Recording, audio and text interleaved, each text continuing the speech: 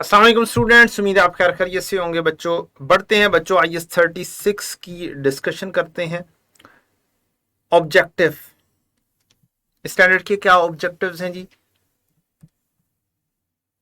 This standard is prescribe to prescribe the procedure that entity applies to ensure that its assets are carried at no more than their recoverable amount। आपकी recoverable amount जितनी चीज recover नहीं हो सकती उससे ज्यादा न लिखी जाए। An asset is carried at more than its recoverable amount if लिखी जाएगी if its carrying amount exceeds the amount to be recovered through use or sale of the assets। Means recoverable amount ज्यादा अगर है फिर कोई मसला नहीं है। If this is the case, the asset is described as impaired and the standard requires the entity to recognize an impairment loss। हमारी carrying amount अगर ग्रेटर हो रिकवरेबल अमाउंट से तो तब हम इम्पेयरमेंट लॉस चार्ज करते हैं। This standard also specifies when the entity should reverse an impairment loss and prescribe the disclosures। ये वाला स्टैंडर्ड अप्लाई होगा accounting of impairment of all assets other than, कौन कौन से एसेट्स की नहीं, इन्वेंट्रीज की नहीं। इसके लिए IAS 2 अलहदा से मौजूद है जो lawyer of cost and NRV बोलता है। कॉन्ट्रैक्ट एसेट फिलहाल हमारे केस में नहीं। Contract asset and asset rising from cost of obtaining IFRS 15 है जिसमें कॉन्ट्रैक्ट एसेट के ऊपर भी अप्लाई नहीं होता। डेफर्ड टैक्स एसेट FAR 2 में IAS 16 वो ये वाला स्टैंडर्ड अप्लाई नहीं होता। एक और स्टैंडर्ड है IAS 19, उस पर भी अप्लाई नहीं होता। एक IFRS 9 है, उस पर भी अप्लाई नहीं होता। इन्वेस्टमेंट प्रॉपर्टी पर भी अप्लाई नहीं होता, that is measured at fair value. उस पर भी ये स्टैंडर्ड अप्लाई नहीं होता। हाँ, अगर हम कॉस्ट मॉडल पर चल रहे हैं तो फिर अप्लाई होगा। इन्वेस्टमेंट प्रॉपर्टी अगर कॉस्ट मॉडल पर चल रही है फिर ये स्टैंडर्ड अप्लाई होगा। तो बायोलॉजिकल एसेट्स पर भी ये अप्लाई IAS 41 पे अप्लाई नहीं होता है। तो ये वाली चीजें चंद एक बातें हैं। अगर आपको MCQs वगैरह कोई आ जाएं एप्लीकेशन से रिलेटेड और कोई बात कह दी जाए कि ये वाला स्टैंडर्ड इस पर अप्लाई होता है या इन चीजों पर अप्लाई नहीं होता, तो ये लिस्ट हमारे पास मौजूद है। लिस्ट का तो पता होना चाहिए। तो लिस्ट अगर सामने है तो देख कर आराम से किया भी जा सकता है।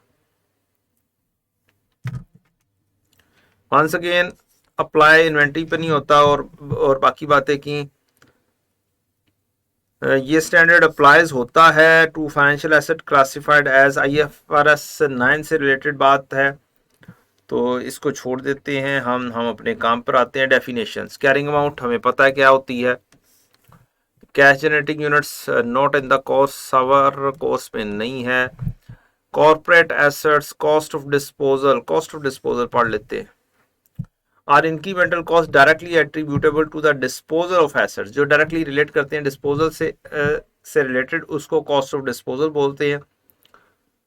Excluding finance cost and income tax expense, उनमें ये दो चीजें शामिल नहीं होती हैं। हमने पढ़ा था प्री टैक्स रेट हमें लेना होता है डिस्काउंट करने के लिए भी वैल्यू इन यूज को। तो ये वाली चीज भी इस चीज की तरफ इशारा दे रही होती है। डेप्रीसिएशन या मोटाइजेशन सिस्टमैटिक एलोकेशन है। फेयर वैल्यू वही ये वाली प्राइस है। Impairment loss is the amount. Fair value वही जो आपस में एक्सचेंज इस वैल्यू पर करें वो है। Impairment loss is the amount by which carrying amount of asset exceeds this recoverable amount। okay, recoverable amount is the higher of fair value less cost to sell and its value in use। useful life is either। तो ये वही वाली बातें हैं जो IAS 16 में भी हमने पढ़ी हुई हैं। Identifying asset that may be impaired।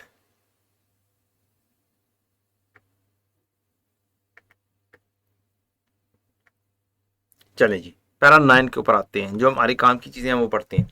N entity shall assess at the end of each reporting period whether there is an indication that an asset may be impaired?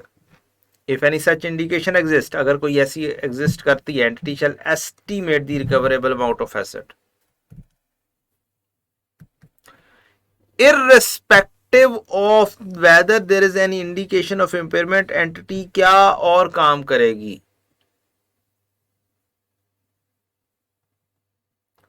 ये हमारे कोर्स से रिलेटेड नहीं है, समहाउ मैं बता देता हूं, ये कुछ FAR2 से रिलेटेड है.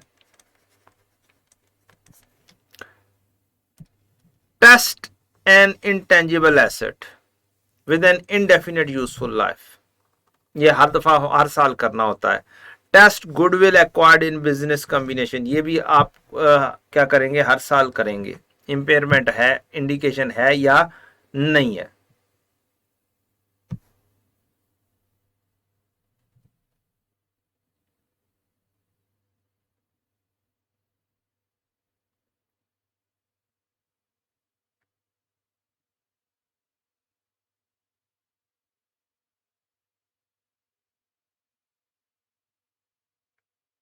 अच्छा जी.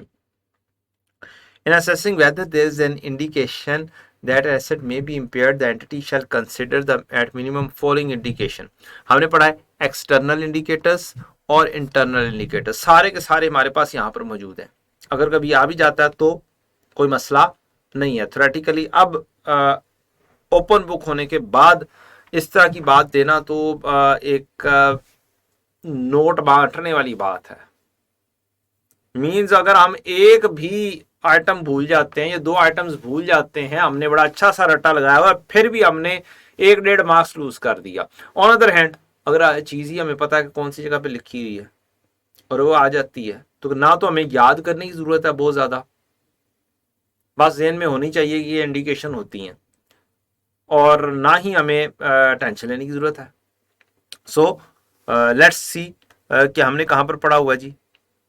हमने ये इंडिकेटर्स पढ़े हुए बेटा जी, एक्सटर्नल और इंटरनल इंडिकेटर्स. ठीक है जी. तो अब देखते हैं external indicators. There are observable indication that assets value has declined significantly. Significant change in technology, market, economic, legal environment. मैं जस्ट हाईलाइटेड चीजें आपके साथ डिस्कस कर रहा हूं, आप भी हाईलाइटेड बस इतनी सी चीजें करके रख लें. मार्केट इंटरेस्ट रेट इंक्रीज्ड, बस इतनी सी बात, इतनी सी चीजें हाईलाइट करनी है. Carrying amount of the net assets of the entity is more than carrying amount is more than its market capitalisation. क्या यही चीजें पढ़ी हुई हमने जी सर? यही वाली चीजें, ये सारी चार वाली चीजें जो स्टैंडर्ड में है वही वाली हमने यहां पर लिखी हुई है नोट्स में. तो क्या टेंशन है, ये एमसीक्यूज के लिए बहुत इंपॉर्टेंट है. इंटरनल इंडिकेटर्स, एविडेंस अवेलेबल हो ऑब्सोलेंस या फिजिकल डैमेज का, एसेट आइडल हो जाए, प्लान्स टू डिसकंटिन्यू हो जाए, रीस्ट्रक्चरिंग हो जाए, तो ये एक इंडिकेटर्स हैं. एविडेंस अवेलेबल हो कि economic performance of asset worse than expected हो जाए, तो ये बातें आ गई बेटा जी. External indicators, measuring recoverable amount,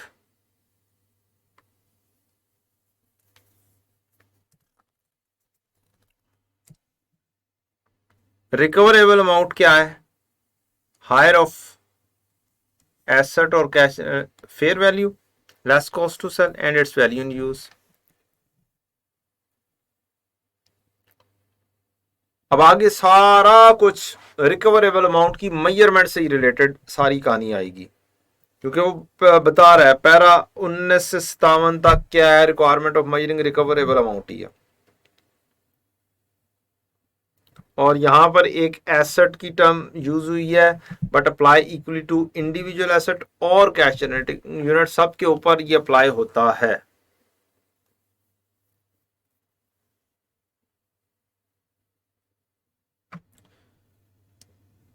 अच्छा जी. यहाँ पर एक बात की गई है, it may be possible to measure fair value less cost to sell even if there is not a quoted price in an active market for an identical asset। ठीक है, जो हमने मार्केट कैपिटलाइजेशन के जरिए की थी, ऑपरेटिंग प्रॉफिट डिवाइडेड बाय एक rate के जरिए किया हमने, तो वो हमने उस तरीके से भी मेजर कर सकते हैं। However, sometimes it may not be possible to measure fair value less cost to sell because there is no basis for making reliable estimates। अच्छा जी,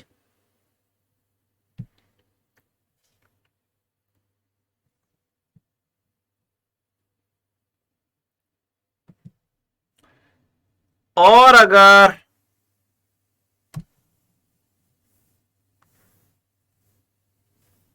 sometimes it may not be possible to measure fair value less cost to sell, reason की क्या, तो फिर इस case में value in use क्या होगी, recoverable amount होगी।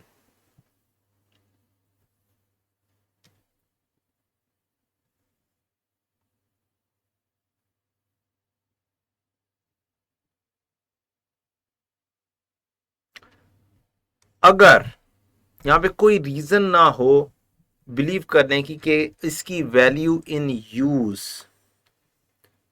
मटेरियल एक्सीड करेगी इसकी फेयर वैल्यू से, तो फिर हम क्या करेंगे, fair value less cost to sell cost of disposal में be use as its recoverable amount, और हमें फिर टेंशन लेने की जरूरत नहीं है। ये पैरा 21 बता रहा है। अगली बात, हम फॉर इंडिविजुअल एसेट के लिए हम इंपेयरमेंट टेस्टिंग लगा रहे होते हैं, इसलिए रिकवरेबल अमाउंट भी हम इंडिविजुअल एसेट की लेंगे।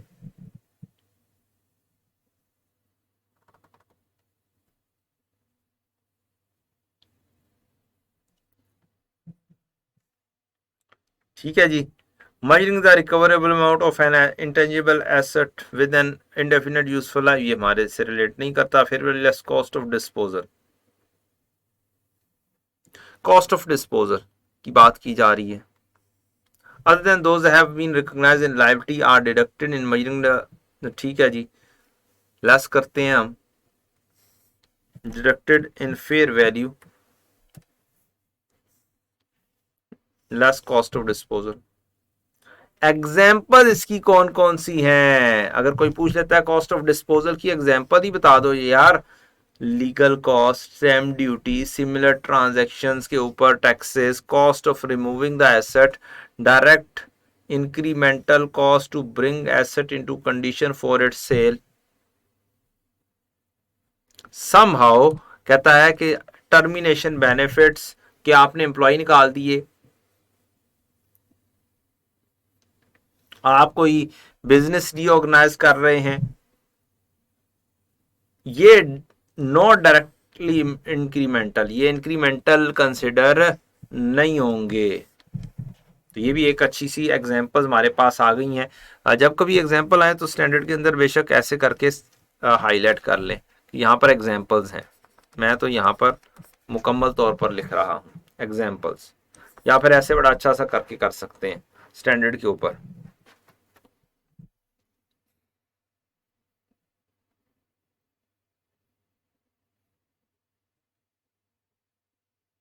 वैल्यू इन यूज,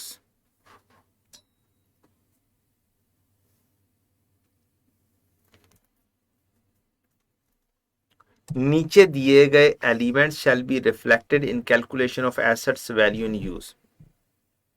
कौन कौन सी चीजें ली जाएंगी, estimate of future cash flows of the entities expect to derive from the asset, possible variation future cash flows में, टाइम वैल्यू ऑफ मनी को आपने कंसिडर करना है, current market risk free rate of interest, risk free rate of interest जिसके अंदर कोई किसी किस्म का रिस्क नहीं है, वो वाला रेट ऑफ इंटरेस्ट लेंगे। वो कौन सा रेट ऑफ इंटरेस्ट होता है, जो इंटर बैंक आपस में करता है, उसको कहते हैं रिस्क फ्री। ठीक है, एक है बैंक हमें लोन देता है, बैंक हमें लोन देता है, इंटर बैंक का आपस का जो ऑफर रेट होता है उससे 2%, 2.5%, 3% अबव जाके। ठीक है। Estimating the value in use में फॉलोइंग स्टेप्स होंगे। Valuate future cash flows, inflows and outflows because of the continuing use of that asset and from its ultimate disposal। यही हमने पढ़ा था कि हमने कौन कौन से लेने हैं कैश फ्लोज। इनफ्लो आउटफ्लो लेंगे कंटिन्यू यूज से और इसकी अल्टीमेट डिस्पोजल से।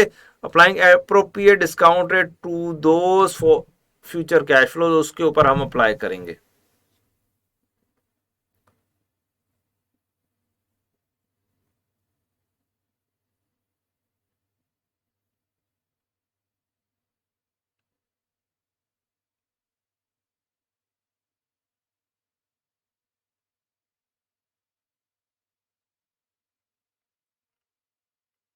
Composition of estimates of future cash flows.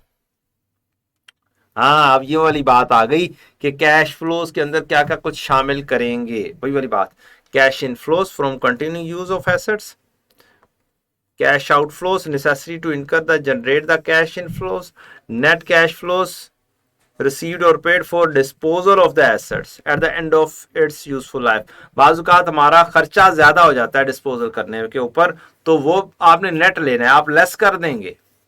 ठीक है जी, तो ये चीज हमने पढ़ी हुई है बेटा जी यहां पर। ये चीज कि क्या क्या कुछ शामिल करना है ये हमने पढ़ लिया।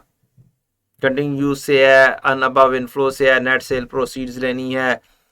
अब क्या क्या कुछ शामिल नहीं करना और इग्नोर करना है, वेरी इंपॉर्टेंट पॉइंट्स ये हमने पढ़े हुए हैं। ये अब हम यहाँ पर स्टैंडर्ड में देख लेते हैं। पैरा 39, आप ये चीजें हाईलाइट करके रख लेंगे, एक दो तीन दफा आप नोट्स के साथ साथ पढ़ लें इनको, तो बड़ा आसानी से आपको चीज मिल भी जाएगी। Cash flows from continue use of asset. अच्छा, यहां पर आते हैं not include.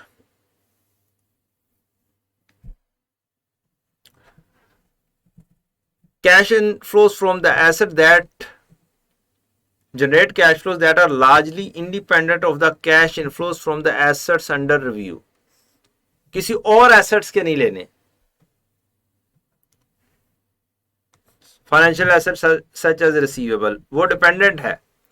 Cash inflows that relates to obligation that have been recognized as liability, for example payable, pension, provisions, उससे रिलेटेड नहीं लेने हैं। वही वाली बात जो हम कहते हैं कि जी रिसीवेबल और पेएबल अगर लिखे गए हुए हैं और कैश इनफ्लोज में लिखे हुए हैं तो उसे क्या कर दो, आउट कर दो। ये वाली बात स्टैंडर्ड से जो रिलेटेड हमने की हुई है वो यहां पर ये आ रही है बच्चों। ये डेटर डेबिट्स और ये रिसीट्स और payments all he recorded in previous year से रिलेट कर रही है ये वाली बात।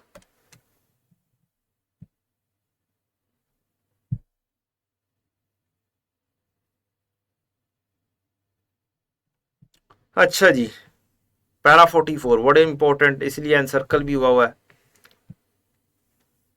Future cash flow shall be estimated for assets in its current condition. Estimate of future cash flows do not include, future restructuring शामिल नहीं करनी। To which an entity not yet committed, improvement और एनहेंसिंग आपने consider नहीं करनी। Value in use does not reflect future cash flow savings. अच्छा, ये तो बात खत्म हो गई। आगे estimates of future cash flow shall not include, मजीद वाली बातें अलहदा जाके आ गई, क्योंकि ऊपर जो बातें हैं ये जो लिखी हुई हैं, अब ये जो एक दो बातें हैं इनकी मजीद एक्सप्लेनेशन शुरू हो जाएगी। हमें इतनी लंबी चौड़ी एक्सप्लेनेशन की तो जरूरत ही नहीं है। ज्यादातर बोल्ड पैराग्राफ्स में बहुत सारी चीजें आपको मिल जाएंगी। फाइनेंसिंग एक्टिविटीज से रिलेटेड किसी भी किस्म की इंटरेस्ट का लेना, इंटरेस्ट का देना, लोन का लेना, लोन का देना, ये शामिल नहीं करेंगे आप। इनकम टैक्स रिसीट और पेमेंट ये शामिल नहीं करेंगे।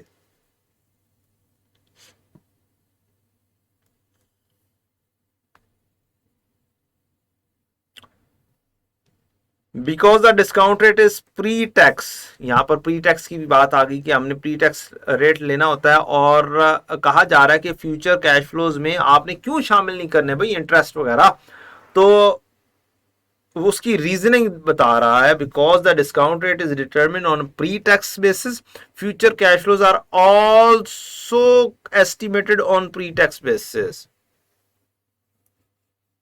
हम future taxes pre tax basis पर लेंगे और फाइनेंसिंग एक्टिविटी शामिल नहीं होगी, ये बात की जा रही है। Sorry, estimates of net cash flows to be received or paid for the disposal at the end of useful life shall be amounted that and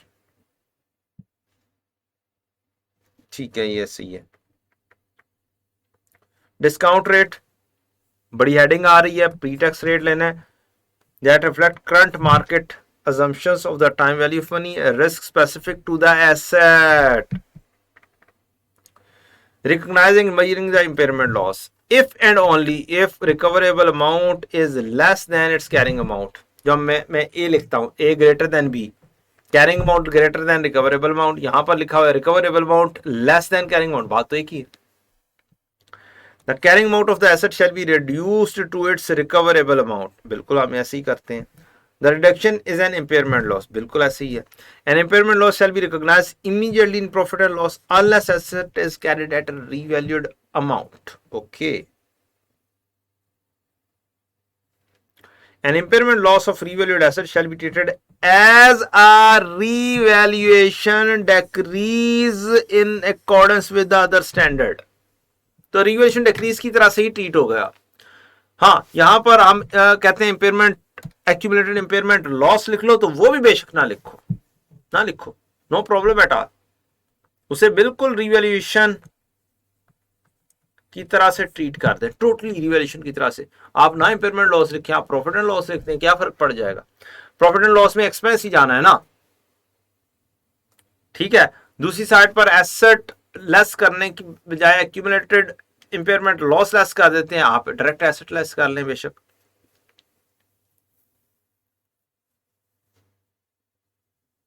बहुत दिल करे तो बेशक हवाई एंट्री भी पास कर लें, अपनी एक्यूमुलेटेड डेफिसिएंट को भी खत्म कर लें, अगर बहुत दिल करता है, वैसे ना करें। When the amount estimates for impairment loss is greater than the carrying amount of asset to which it relates, entity shall recognize a liability if and only if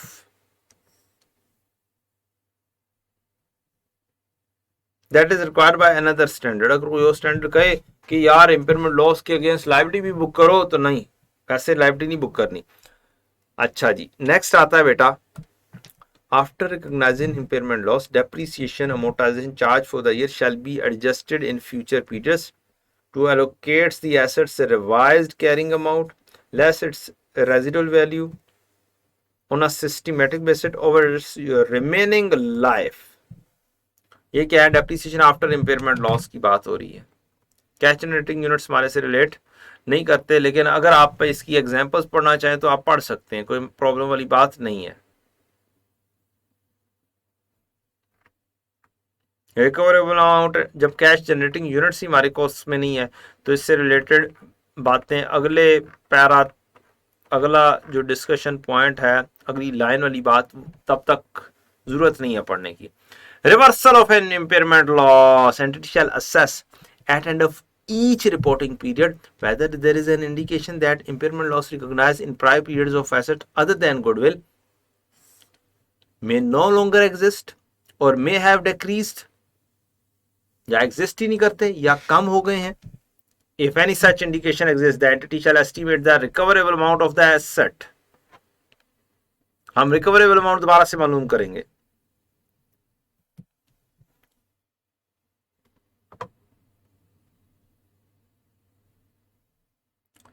और इस काम को करने के लिए ये कंसिडर करेगा फॉलोइंग इंडिकेशंस को, कि ऑब्जर्वेबल इंडिकेशन है कि एंटिटी की value has increased significantly, significant changes with the favourable effects, company के ऊपर फेवरेबल इफेक्ट है एंटिटी के ऊपर। मार्केट इंटरेस्ट रेट डिक्रीज हो गया है, मार्केट इंटरेस्ट रेट डिक्रीज होगा, वैल्यू इन यूज अप हो जाएगी, वैल्यू इन यूज अप होगी तो हमारी रिकवरेबल अमाउंट अप हो जाएगी। कुछ इंटरनल सोर्स ऑफ इंफॉर्मेशन है रिवर्सल के लिए, एक्सटर्नल सोर्स ऑफ इंफॉर्मेशन है। अब आप गौर से सुने, रूटीन में स्टूडेंट्स क्या है, वो एक्सटर्नल इंडिकेटर्स और इंटरनल इंडिकेटर्स की बात करते हैं, ठीक है। पेपर में भी अगर डोज देना हो तो वो रिवर्सल के लिए फैक्टर्स कंसिडर करवा सकते हैं, कौन कौन सी कंडीशंस, इंडिकेशंस कौन कौन सी हैं रिवर्सल के लिए, एक्सटर्नल और इंटरनल, वो ये भी पूछ सकता है। यही स्टैंडर्ड में दो तरह की चीजें हैं, तो गौर से देखिएगा कि क्वेश्चन में लिखा क्या हुआ है। Significant changes with a favorable effect have taken place during the period or are expected to take place in the near future. In the extent to which manner the asset is used or expected to use, their changes include costs incurred during the period to improve, enhance the asset's performance. Evidence is available from internal reporting that indicates that the economic performance of the asset better than expected. ठीक है, ये internal sources हो गए। Impairment loss जो हमने लिखा है ये रिवर्स होगा if and only if change in estimate used to determine assets recoverable amount since the last impairment was recognized, assets shall accept be increased in its recoverable amount, that increase is reversal of impairment loss। अगर हमारी recoverable amount बढ़ गई है तो इसको हम reversal कहेंगे और रिवर्सल ऑफ इम्पेयरमेंट लॉस कहेंगे।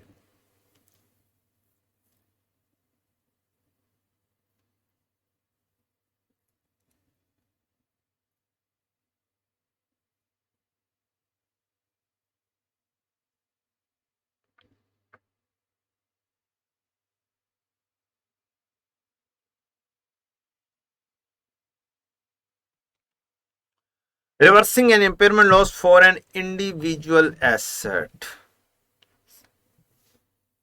The increased carrying amount of asset other than goodwill to a reversal of an impairment loss shall not exceed the carrying amount that would have been determined net of amortization had no impairment loss been recognized for the asset in prior periods। अगर ना हुई हो तो उसके वक्त अगर हुई ना होती इम्पेयरमेंट, तो अगर एसेट ऐसे चलता जैसे had there been no revaluation है, उसी तरीके से had there been no impairment, अगर कोई इम्पेयरमेंट नहीं हुई तो कैरिंग वैल्यू क्या होती कॉस्ट के ऊपर। और रिवर्सल हम फौरी तौर पर इमीडिएटली लिख देंगे प्रॉफिट एंड लॉस में, unless asset is carried at revalued amount. और अगर ये impairment loss of revalued asset है तो फिर हम इसे रिवैल्यूएशन इंक्रीज के तौर पर लेंगे। ठीक हो गया। उसमें भी हमने देखना है by maximum we have to reach the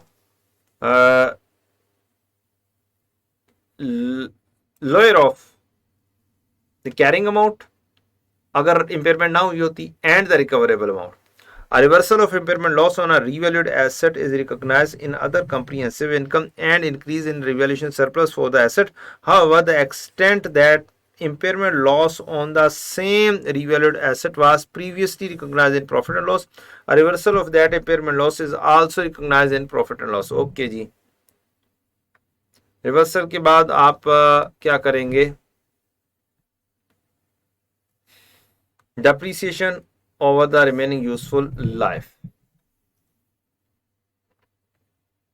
disclosure देना है आपने, डिस्क्लोजर कौन कौन से देने हैं, impairment loss, profit and loss में कितना लिखा जा रहा है, reversal of impairment loss profit and loss में कितनी जा रही है, impairment loss on revalued asset other comprehensive income में कितनी जा रही है, reversal of impairment loss other comprehensive income में कितनी जा रही है।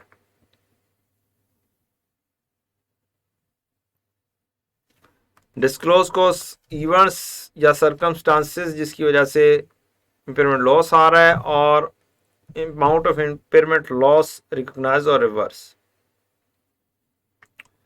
और इंडिविजुअल एसेट से रिलेटेड उसकी नेचर भी बताओ कि नेचर ऑफ द एसेट क्या है।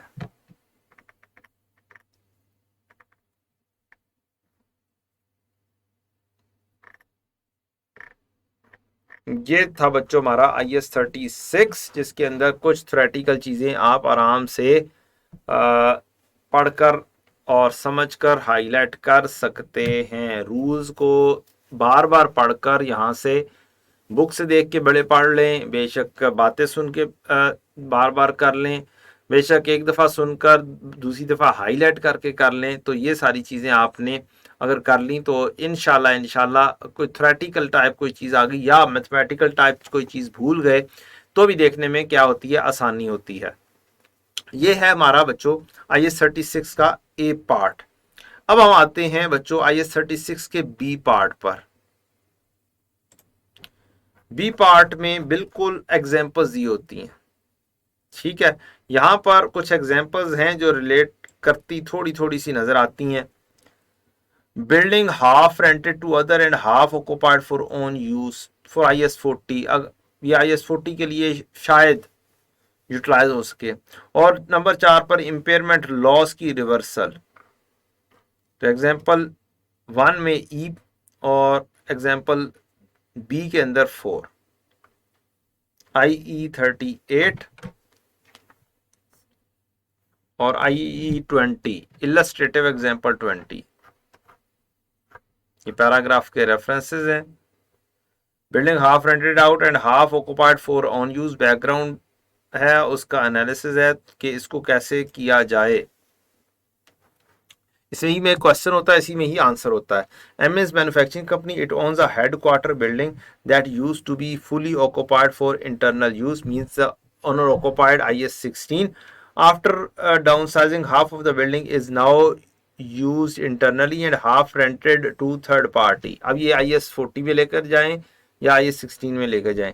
The lease agreement with the tenant is for 5 years।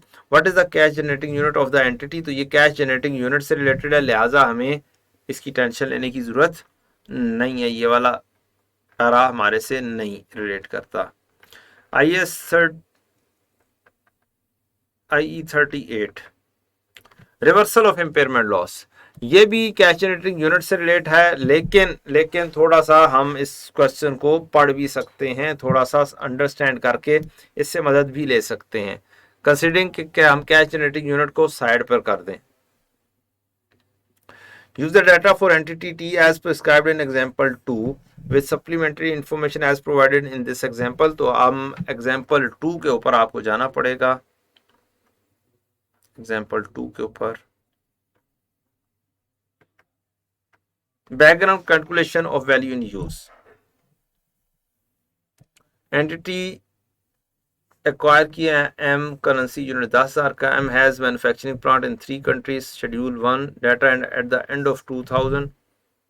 Country ABC और फेयर वैल्यू गुडविल ये तो रिलेट नहीं करता हमारा, ये कोई वैल्यू इन यूज बनाई गई। अच्छा, बस यहां से देख लेते हैं। हिस्टोरिकल कॉस्ट, एक्यूमुलेटेड डेप्रिसिएशन, इन दोनों का difference carrying amount. Carrying amount after impairment loss, दरमियान में इंपेयरमेंट लॉस आ गया, मींस ये रिकवरेबल अमाउंट होगी ना।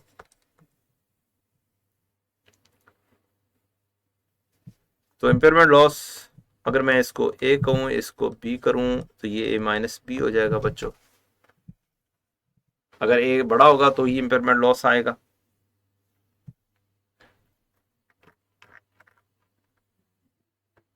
अच्छा जी, reversal of impairment loss in 2003 the government is still in the office in country but the business situation is improving।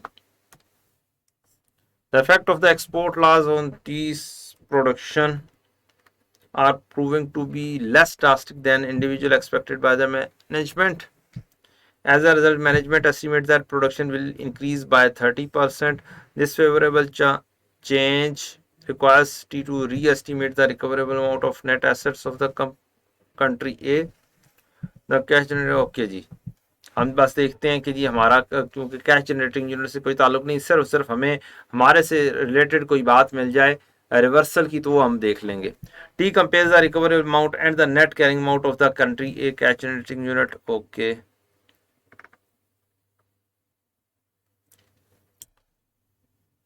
Historical cost, accumulated depreciation, impairment loss, carrying amount, ये बातें आ गई। End of year थी additional depreciation,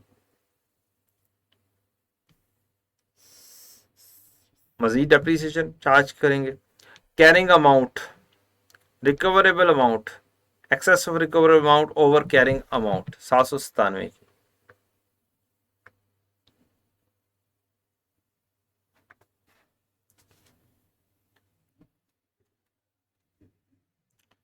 अच्छा, reversal करनी है, schedule 2 है, इसके अंदर हिस्टोरिकल कॉस्ट है, accumulated depreciation, depreciated historical cost, carrying amount, difference. Okay, ये चीज़ें ऐसा हमें समझ लगने वाली है उस तरीके से नहीं है, कैश जनरेटिंग यूनिट से ज़्यादा उसने बातें की है।